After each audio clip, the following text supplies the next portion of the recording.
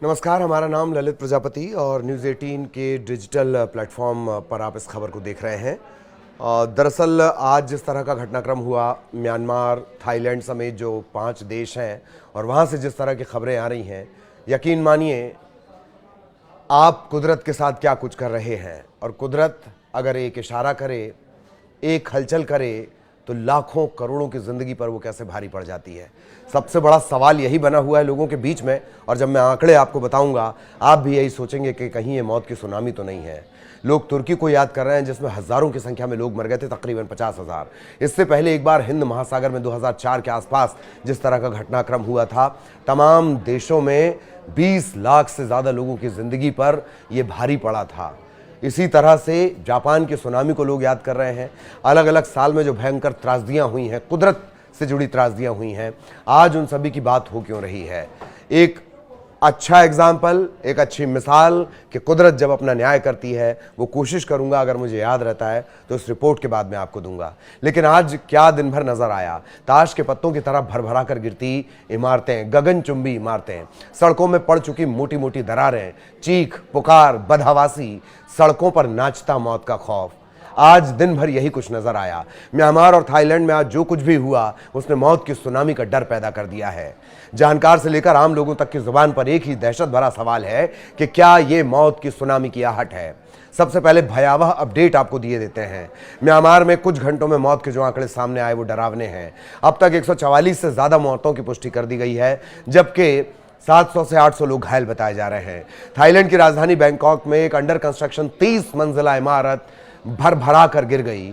जिस वक्त ये भूकंप आया, इस साइट पर 400 लोग काम कर रहे थे। ये सिर्फ एक जगह का अपडेट है। इनमें से 80 अभी लापता हैं।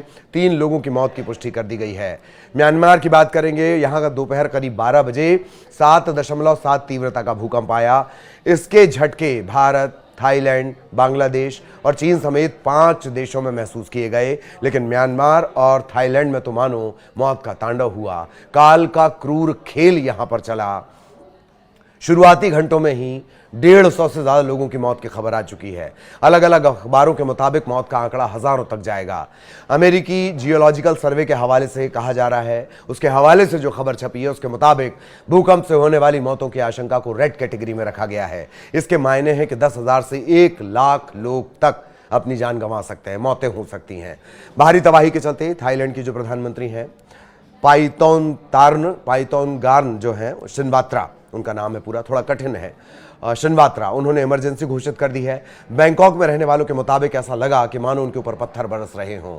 थाईलैंड के एक जिले के एक पुलिस अधिकारी ने एक समाचार एजेंसी को बताया है कि एक टावर ब्लॉक गिरा हुआ है, उसके अंदर से चीखने चिल्लाने की आवाजें आ रही हैं, लेकिन रेस्क्यू की अपनी एक रफ्तार है, और वो भी तब जबकि पूरे देश में आपदा आ गई हो। थाईलैंड की राजधानी बैंकॉक में मेट्रो और रेल सर्विस पर भी रोक लगा दी गई है। एयरपोर्ट के जो ऑपरेशंस हैं वो भी रोक दिए गए हैं।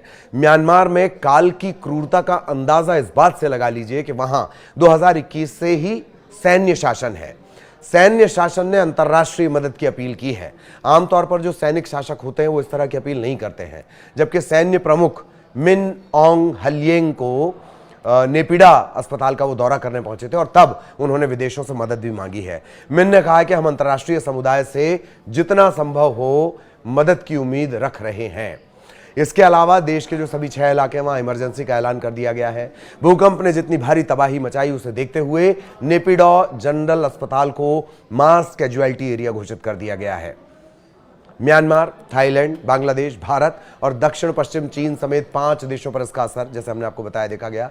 न्यूज एजेंसी के मुताबिक भारत में कोलकाता, इम्फाल, मेघालय, ईस्ट कार्गो हिल में झटके महसूस किए गए। बांग्लादेश में ढाका, चटगांव समेत कई हिस्सों में 7.3 तीव्रता के झटके आए। जो डेंजर रिक्टर पैमाने पर जो तीव्रता होती है उसमें तीसरे नंबर पर, डेंजरस में ये तीसरे नंबर पर आता है, 7.7 से लेकर आगे तक। बांग्लादेश में 7.3 तीव्रता का भूकंप है। इन इलाकों में 12 मिनट बाद फिर से, खासतौर पर जो म्यांमार है, 12 मिनट बाद 6.4 तीव्रता का आफ्टर शॉक भी आया। यह भी बेहद घातक कैटेगरी में आता है। कुल मिलाकर लोगों और जानकारों का डर यह कि कहीं ये मौत के सुनामी के संकेत तो नहीं, क्योंकि बड़े भूकंप के बाद सुनामी की आशंका हमेशा बनी रहती है।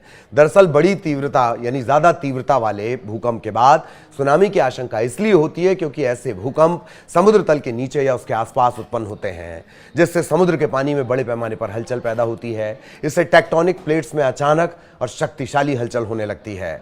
बहरहाल हजारों की संख्या में लोग प्रभावित हुए हैं, कई लोग लापता हुए हैं, कई जख्मी हैं और कई मारे गए हैं। हताहतों की संख्या हर पल बढ़ती जा रही है। आगे भी इससे जुड़े अपडेट हम आप तक पहुंचाते रहेंगे। और कुदरत का ये जो कहर टूटा है, एक तरह से कुदरत का कहर इसे कहा जाए या लोगों की नासमझी इसे कहा जाए, ये आप तय करें। लेकिन माना यह जा रहा है कि इसमें हजारों लाखों की संख्या में हताहतों की संख्या बढ़ेगी। लोग जापान की सुनामी का जिक्र कर रहे हैं, हिंद महासागर की सुनामी का जिक्र कर रहे हैं, तुर्की में जो भूकंप आया था उसका बार बार जिक्र कर रहे हैं कि कहीं उतनी भीषण तबाही ना हो, वो मंजर दोबारा ना देखना पड़े। आगे भी अपडेट आप तक पहुंचाते रहेंगे। नमस्कार।